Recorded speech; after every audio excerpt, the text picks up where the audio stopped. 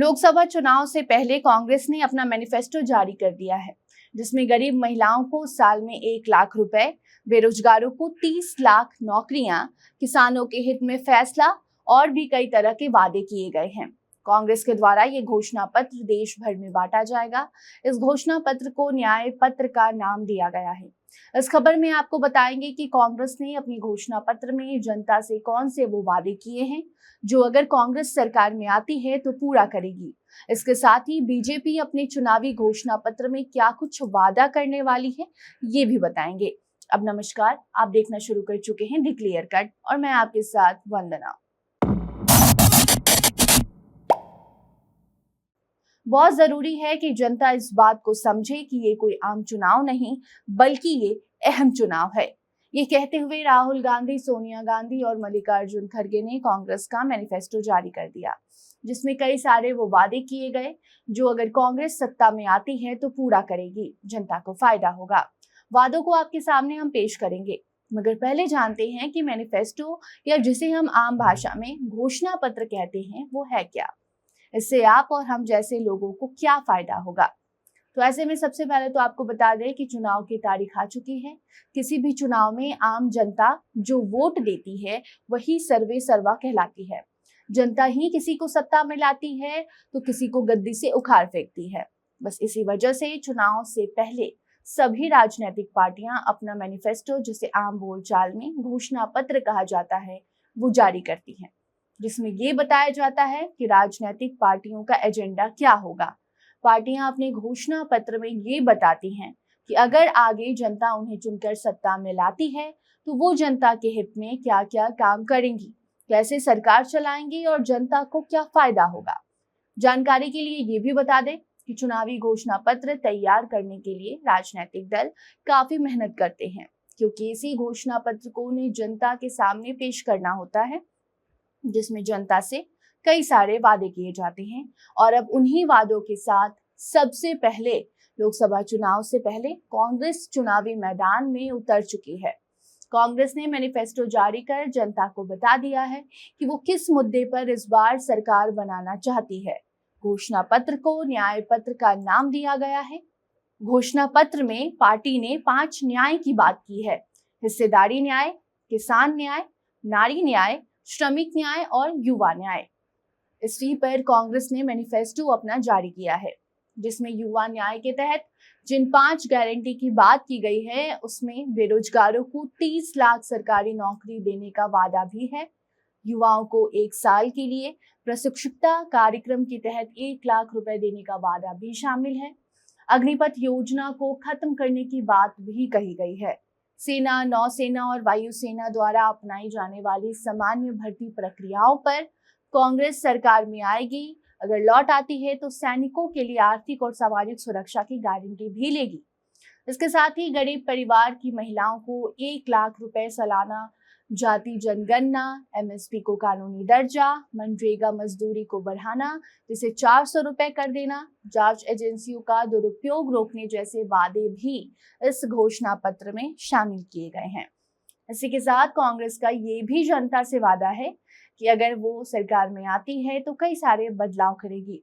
नोटबंदी, रफाल सौदा, पेगासस मामला, पीएम केयर फंड और चुनावी बॉन्ड की जांच भी कराई जाएगी।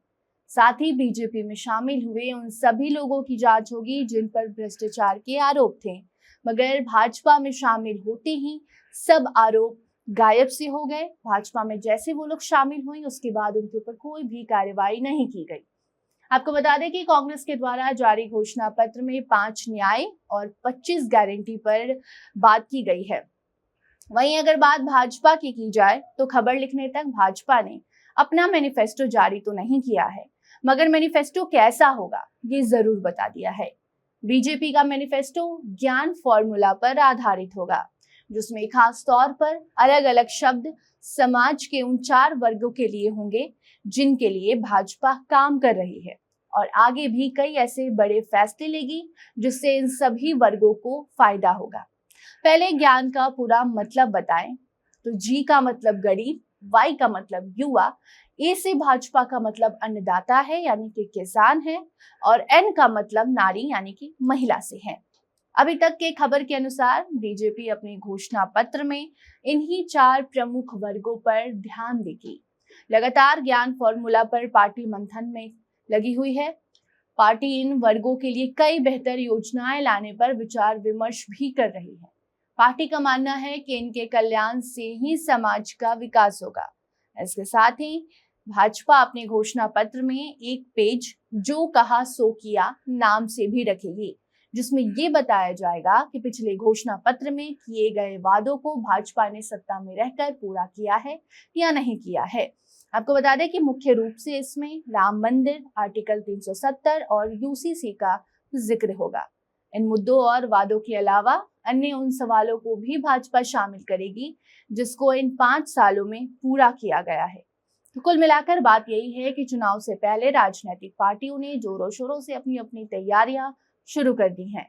कांग्रेस ने मैनिफेस्टो तो जारी कर दिया है, मगर अपने ही मैनिफेस्टो में कांग्रेस फंसते हुए भी दिखाई दी थी। भाजपा ने कई तरह के सवाल भी उठाए थे। लेकिन अब अगर हम कांग्रेस और भाजपा की चुनाव घोषणा पत्र को समझकर देखें और उस पर बात करें कि अगर कांग्रेस सत्ता में आती है तो इससे भाजपा को क्या कुछ नुकसान होगा, तो सबसे बड़ा नुकसान तो ये है कि कांग्रेस ने अपने मैनिफेस्टो में साफ साफ कहा है कि वो न्याय पत्र जारी कर रही है और इससे सभी को न्याय मिलेगा। जिक्र इसमें उन लोगों का भी है जो आपराधिक मामले में फंसे हुए थे, जिन पर भ्रष्टाचार का आरोप था, मगर वो भाजपा में शामिल होते हैं और उसके बाद उन पर से ईडी, सीबीआई की नजरें हटा दी जाती है। वैसे सभी अधिकारियों की जांच की जाएगी जो फिलहाल भाजपा में हैं, मगर उनके ऊपर कई सारे केसेस अभी भी चल रहे हैं, लेकिन किसी का उन पर ध्यान नहीं है। इसके साथ साथ हाल ही में इलेक्टोरल बॉन्ड का मामला भी सामने आया।